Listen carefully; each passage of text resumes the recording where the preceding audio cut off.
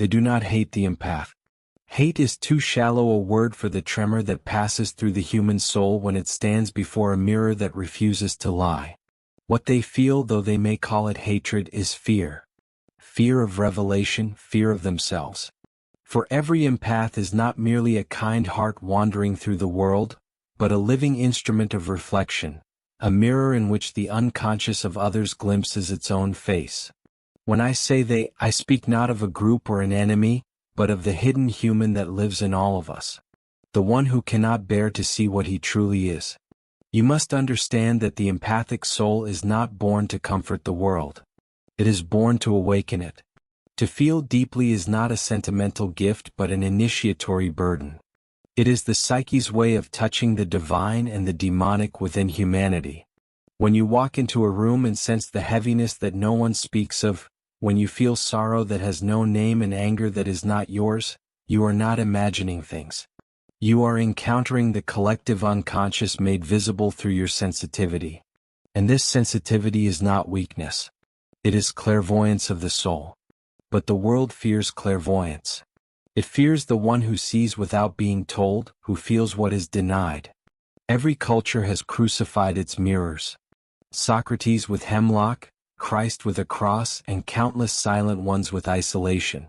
The empath becomes a threat not because of what he does but because of what he reveals merely by existing. His presence alone disrupts the equilibrium of collective hypocrisy. People look at him and see not him but themselves naked, unmasked, trembling before the truth they have buried. The mechanism is ancient and archetypal. In myth, the mirror is always double-edged.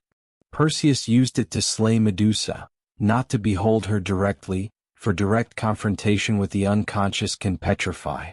Narcissus, in contrast, drowned in his own reflection because he mistook the image for the self.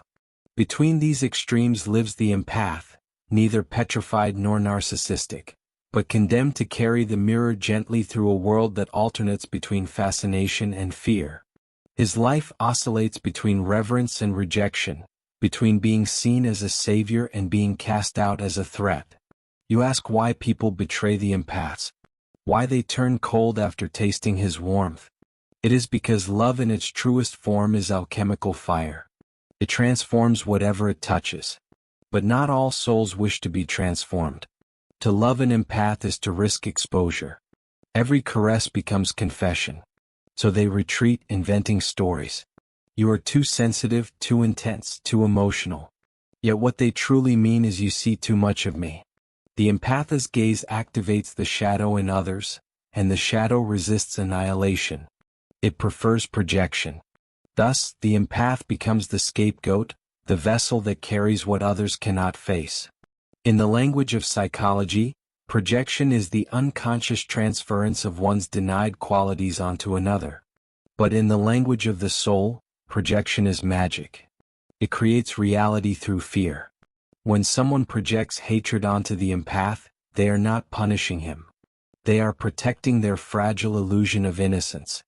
They must make him the villain so they can remain the hero of their own story. And the empath, if unawakened, absorbs this poison, mistaking reflection for responsibility. He begins to believe he truly is too much, that he deserves rejection. This is the tragedy of the uninitiated empath. He confuses others' shadows for his own sins. But when the empath matures, when consciousness dawns, something extraordinary happens.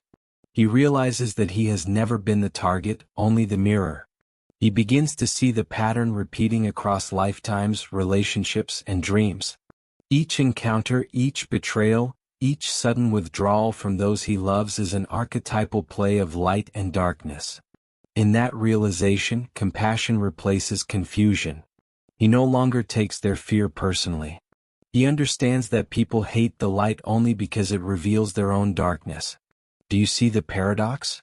The empath who once wept over rejection becomes the one who loves most deeply precisely because he understands rejection. He becomes the wounded healer, the archetype of Chiron, the centaur struck by a wound that never heals, yet whose very pain becomes the source of wisdom for others. This is not sentimentality. It is initiation into the mystery of human suffering. To be empathic is to be initiated into the secret order of those who feel the collective wound of humanity and transmute it into consciousness. In dreams, the empath often sees mirrors, eyes, water, or serpent. These are symbols of reflection and transformation. Water represents the unconscious. The serpent, the life force that renews itself through shedding skin. When you dream of drowning or being seen, your psyche is teaching you that empathy without boundaries becomes possession. You cannot carry everyone's pain without dissolving your own structure. To mirror the world and yet remain yourself, that is the sacred art of individuation. Individuation is not isolation. It is the process of becoming whole, of reconciling light and shadow within the psyche. The empath's task is to learn that compassion does not mean absorption. To love others truly, you must also love the parts of yourself that are unlovable. Otherwise, your empathy becomes a mask for self-neglect. You will call it kindness, but it will be martyrdom. You will call it love, but it will be addiction to being needed. The unconscious loves disguises. And the empath's greatest shadow is often the savior complex, the desire to heal others to avoid facing his own emptiness. This emptiness, however, is not a curse. It is the womb of rebirth. Every empath must one day descend into the dark waters of his own soul where no one else's pain can distract him and confront the primordial silence beneath feeling. There he will find not loneliness but origin, the eternal source from which his empathy flows. Only when he drinks from that source can he return to the world as a mirror that reflects truth without distortion. When I speak of fear, I speak of the collective human condition. Humanity has always feared its own unconscious. Civilization itself is a defense mechanism against the chaos of the psyche. We build religions, governments, and moral codes not merely to organize life but to protect ourselves from our own depth.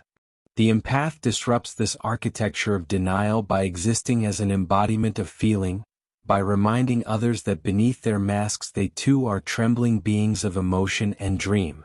And so society both venerates and crucifies the empath. It needs him for renewal yet fears him for the same reason. If you observe carefully, you will see that the empath is drawn repeatedly to those who carry unintegrated shadows. Narcissists, manipulators, broken spirits. This is not coincidence. It is magnetic law. The unconscious seeks its counterpart. The empath's light calls forth darkness so that the alchemy of awareness can occur. But until he learns to contain his own luminosity, he will confuse this attraction for love.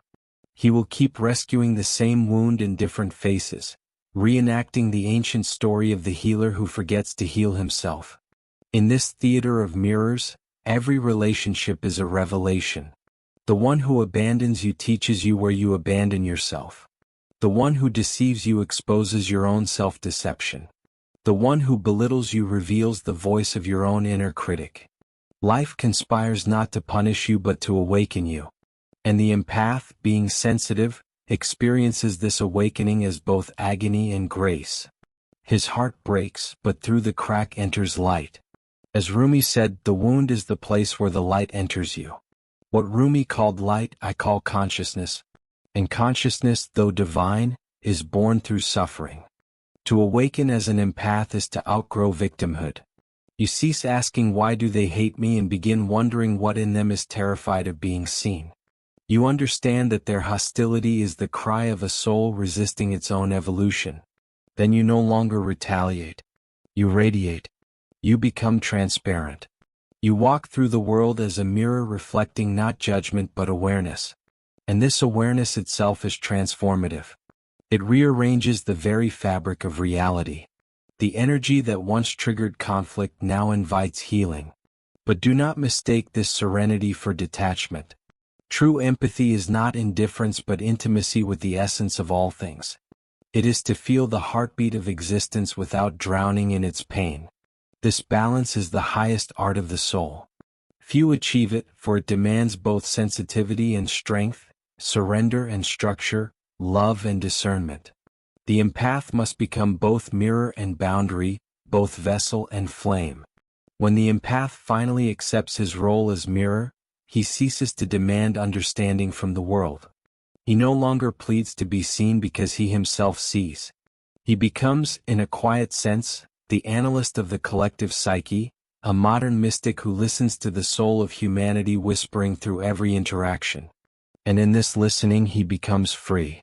Freedom, however, is not the end of the empath's path.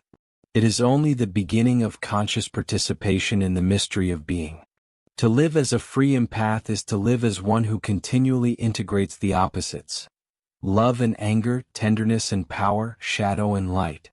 You no longer see yourself as merely good or kind, for those are only half-truths of the human experience. You begin to recognize that empathy without shadow is sentimentality, and shadow without empathy is cruelty. The great work is to hold both, to be compassionate without dissolving, powerful without hardening. When others stand before such balance, they are unsettled. They sense something ancient stirring, a remembrance of wholeness they have lost. Your very presence awakens the archetype of the self in them.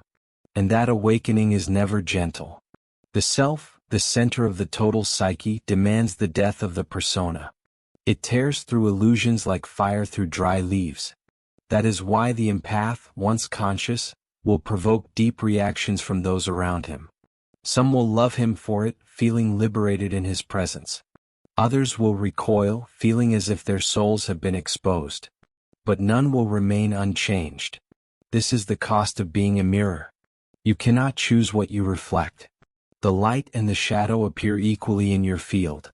Sometimes you will see beauty so radiant that it brings tears. Other times, horror so raw that it threatens your sanity. Both belong to the same source. The empath's initiation is learning to remain centered amid this oscillation, to become the still eye of the storm where all opposites meet. In that stillness you do not absorb, you witness. You let reality be as it is. And in that witnessing, transformation happens. You see, the unconscious cannot be healed by resistance. It can only be healed by revelation. When you mirror someone's hidden truth without judgment, without fear, you invite their shadow into the light of consciousness. That is why people both fear and need the empath. You are not a healer because you fix. You are a healer because you reveal. Healing begins the moment truth is seen. The rest is the psyche's natural movement toward balance. But revelation is not without danger. Every mirror risks shattering. If you forget that you are a reflection and mistake yourself for the image, you will drown in others' pain. The empath who tries to save becomes the empath who suffers endlessly. Saving is the ego's attempt to control transformation. But love, true love, allows transformation to unfold without interference. The greatest act of compassion is sometimes to step back and allow another to meet their own reflection. In my clinical work, I observed that many empaths develop psychosomatic symptoms: fatigue, anxiety, depression, because they internalize collective conflict. Their bodies become theaters where others' battles play out. But when such an individual begins shadow work, when they trace each emotion to its origin, they discover that much of what they feel is not personal. They are carrying the world's pain unconsciously. Once they recognize this, they can release it, returning it to the collective field from which it came. This is liberation, not through detachment but through awareness. Dreams often reveal this process symbolically. An empath might dream of cleaning a dirty room, healing wounded animals, or carrying a child that is not theirs. These are the psyche's metaphors for emotional labor. The unconscious is saying you have been caring for what is not yours to carry. Such dreams are invitations to differentiation, for empathy without differentiation becomes fusion. And fusion is the death of individuality. Individuation demands that you know where you end and the other begins. You must learn to say this sadness is mine, that one is not. Yet even in saying this you do not harden your heart. Boundaries are not walls. They are membranes. They allow exchange without invasion. They are the sacred structure through which empathy becomes wisdom. The unbounded empath feels everything but understands nothing. The conscious empath feels selectively and understands deeply. Feeling without reflection is chaos. Reflection without feeling is sterility. The marriage of both is consciousness. Consider the alchemical vessel, the vas hermeticum in which transformation occurs. The vessel must be sealed so that the volatile essence does not escape. Likewise, your psyche must be sealed through self-awareness. Without this inner containment, your empathy leaks into the world, feeding every wandering emotion it touches. But when you hold your inner fire within the vessel of consciousness, it becomes a transmuting flame. The same energy that once overwhelmed you becomes creative power. This creative power is the secret that society unconsciously senses and fears. Because once the empath stops absorbing pain and begins transmuting it, he becomes dangerous to the collective illusion. He can no longer be manipulated by guilt or pity. He no longer dances to the emotional frequencies of others. He becomes autonomous, and autonomy is the most revolutionary act in a world built on psychological dependency. When you stand in your own energy, you expose every system that thrives on unconscious exchange. That is why the awakened empath may find himself isolated. True mirrors are rare companions. People will still come to you, drawn by something they cannot name. But they will come not to take. They will come to remember. Your energy will feel like silence after years of noise, like truth after lifetimes of lies. And yet even this will not inflate you. You will not claim to be special. For you will have seen that empathy is not a gift possessed by the few. It is the natural state of the unarmored soul. It is simply that most have armored themselves against life. You, however, have chosen to remain porous but with awareness.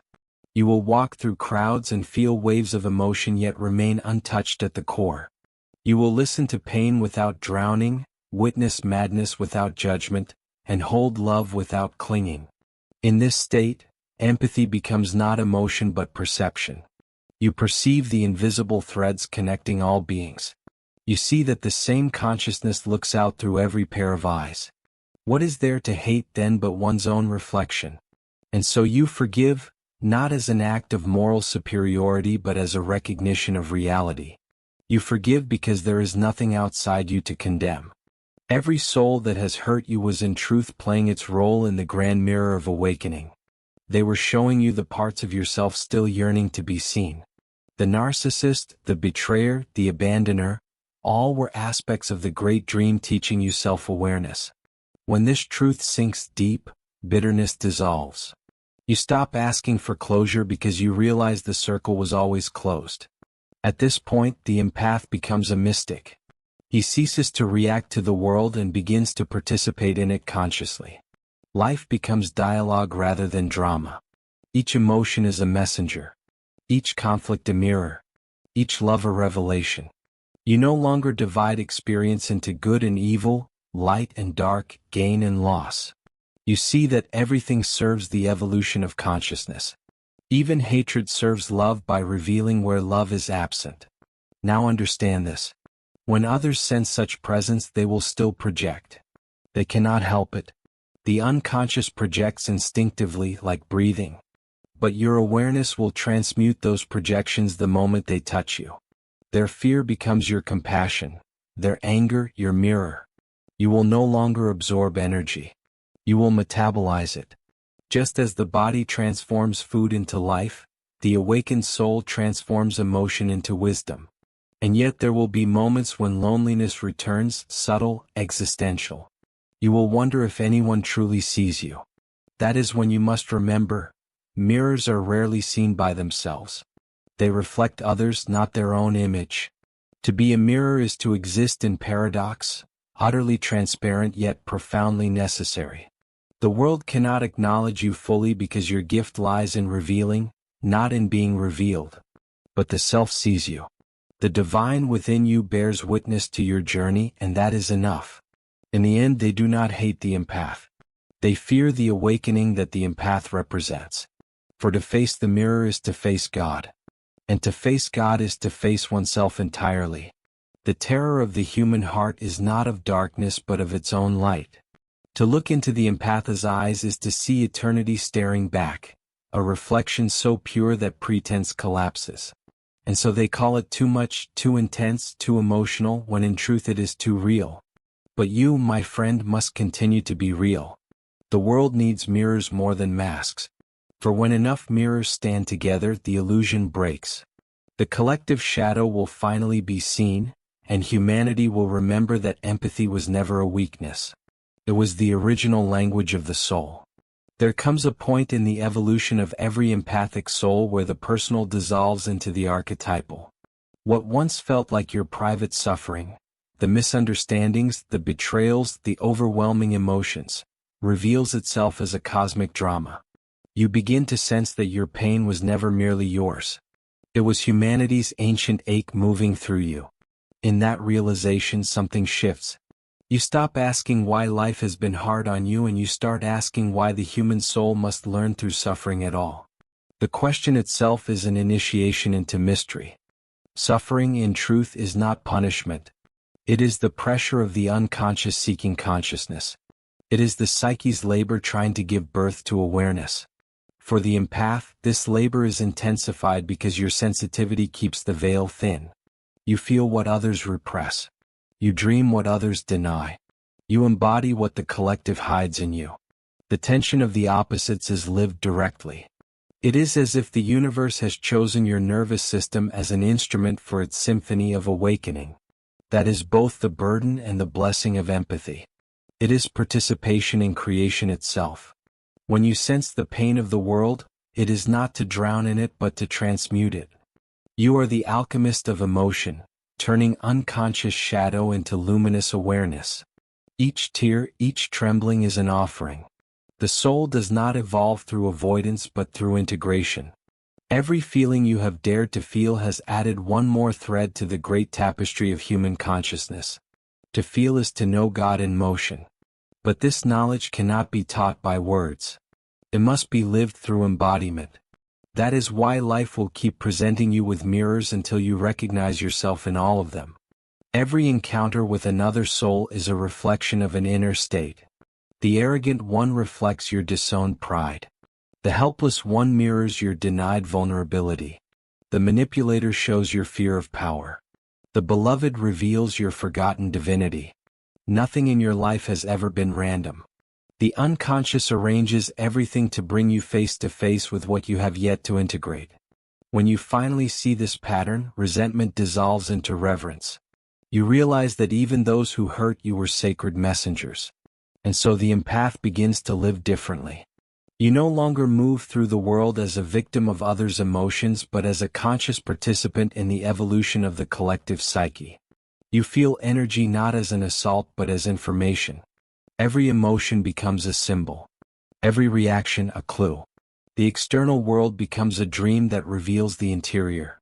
And the dream is teaching you one central truth.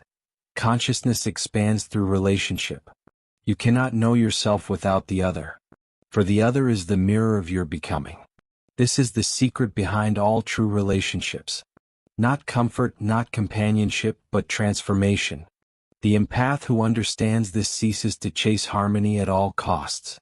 You realize that conflict, too, is sacred, for it brings shadow to the surface. You stop demanding that love feels safe. You begin to see that love feels truthful. The heart, when fully open, is not merely tender. It is fierce, for it sees without illusion. To love as an empath is to see the divine and the monstrous in the same being and to hold both without judgment.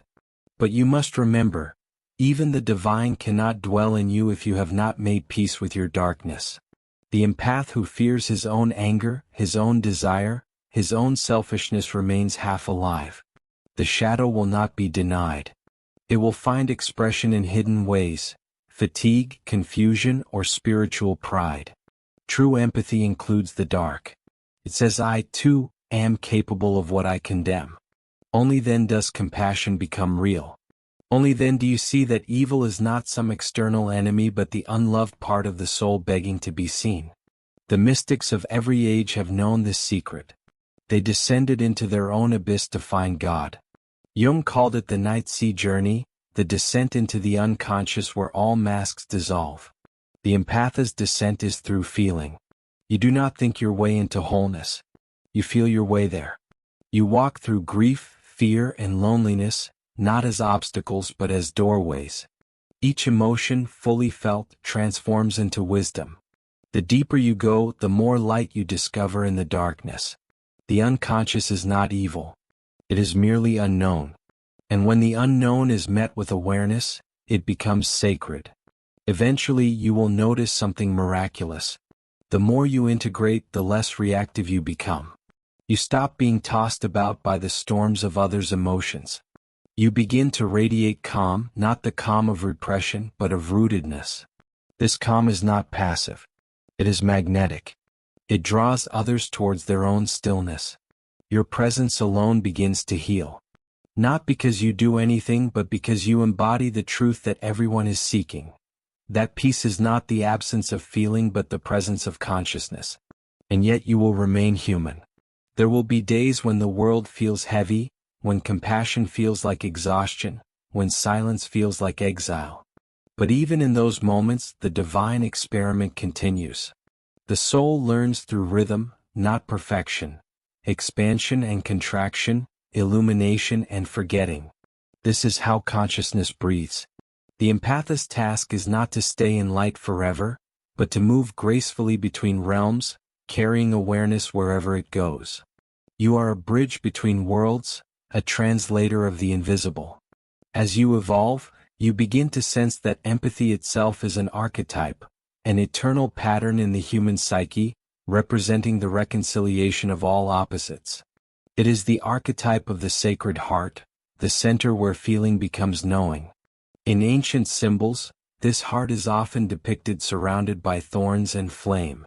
The thorns represent the pain of sensitivity, the flame, the transfiguring power of love. To live with an open heart is to be wounded and illuminated at once. The world will not understand this paradox. But you must, for your open heart is the crucible where heaven and earth meet. Do you see now why they fear the empath? It is not because you are weak but because you are whole. You carry in yourself the reconciliation that humanity has avoided for millennia. Your presence exposes the falseness of division. You are living proof that strength and softness, reason and intuition, spirit and flesh can coexist. That frightens those who still believe they must choose one side of existence against the other. They will call you confusing because they cannot categorize you. They will call you naive because your faith offends their cynicism. But you must not shrink. For in your very contradiction lies your power. And this power, unlike domination, liberates. The true empath empowers others to see themselves, not to depend on him. You will know you have awakened when people leave you feeling lighter, not indebted. You will speak few words, but those words will carry the vibration of truth. Even your silence will teach. You will walk into rooms and energies will shift, not because you control them but because the mirror has arrived. Where the mirror stands, illusion cannot survive. At this level, empathy becomes service. You live not for approval but for alignment. You no longer seek to please, you seek to awaken souls. Sometimes awakening comes as peace. Sometimes as disruption. Both are sacred. You understand now that love is not always gentle. The divine surgeon cuts to heal. The empath, when conscious, becomes that surgeon, not with scalpels but with presence. Wherever you go, the unconscious begins to stir. Masks slip. Hearts open. Truths emerge. It is the mirror of consciousness working through you. This is the stage where many empaths withdraw into solitude, not from bitterness but from reverence. You begin to see the sacredness of silence. You realize that the greatest transmission is not through speech but through being. When you sit in stillness, feeling everything yet clinging to nothing, the entire world is subtly altered. The collective psyche senses that someone has remembered, and that remembrance, though unseen, ripples outward, touching countless hearts who do not know your name. This is how consciousness evolves, not through noise but through resonance. There is a profound truth the empath must one day face. The world you perceive is not happening to you. It is happening through you. The faces you meet, the emotions you feel, the chaos and the beauty all unfold within the boundless field of your own consciousness. You are not a fragment lost in an indifferent universe. You are the eye through which the universe becomes aware of itself. This is not philosophy. It is experience. The moment you become still enough, you sense it, the pulse of the cosmos beating within your chest, the breath of eternity moving through your lungs. That is when empathy transcends emotion and becomes recognition. You do not feel for others anymore. You feel as them because you realize there are no others. And this is the highest initiation, the death of separation. And yet it is not annihilation but awakening. The empath who reaches this state no longer seeks validation because love itself has become his identity. You stop asking who sees me and begin whispering through whom shall I see today? The mirror no longer reflects. It radiates. You realize that your sensitivity was never meant to make you fragile but transparent. Transparent enough for the divine light to pass through unfiltered. But even here humility must remain. For the moment the ego says I am the light, the shadow returns with a vengeance. Remember always, you are not the source.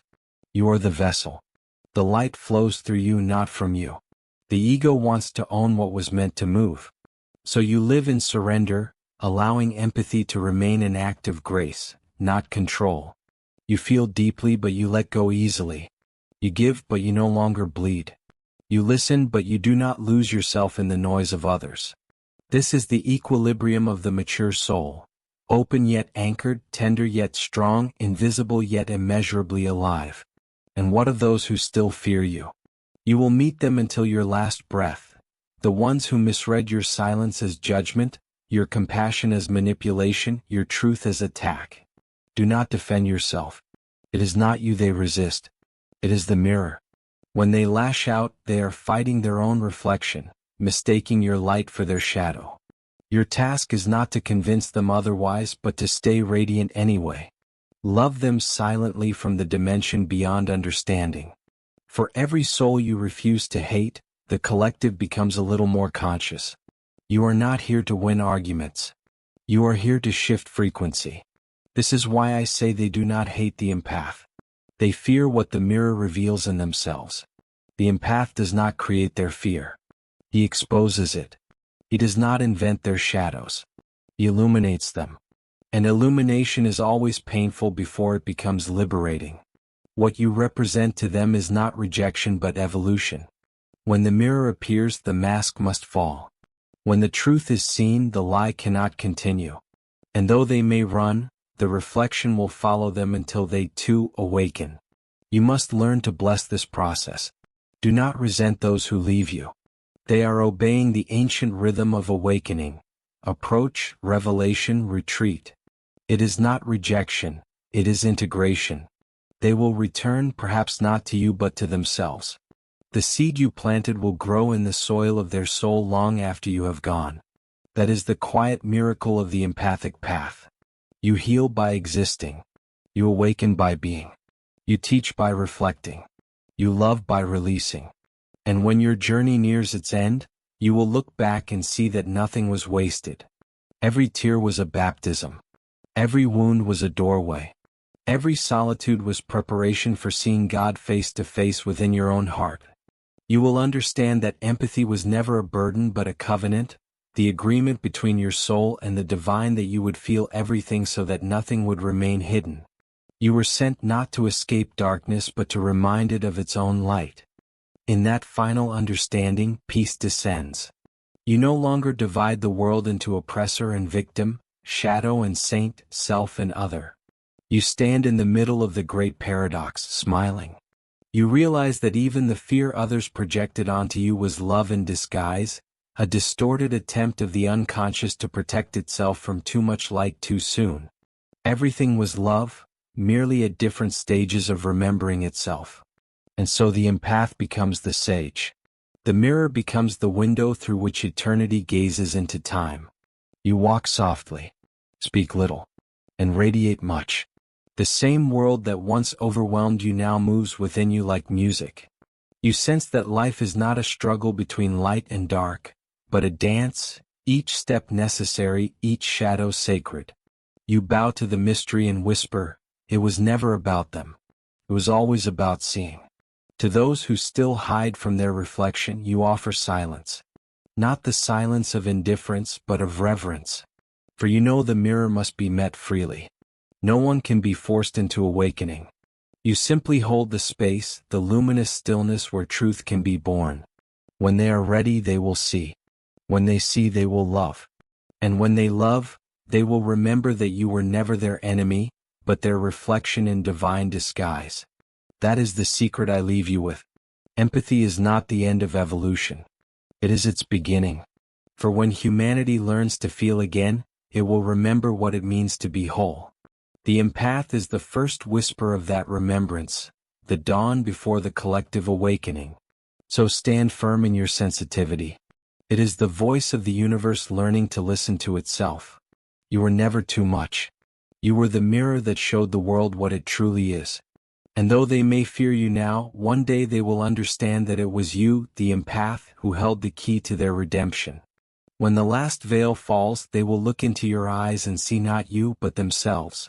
And in that reflection the divine will smile. Thank you for watching. If you like such videos, please subscribe and like. See you in next video. Bye.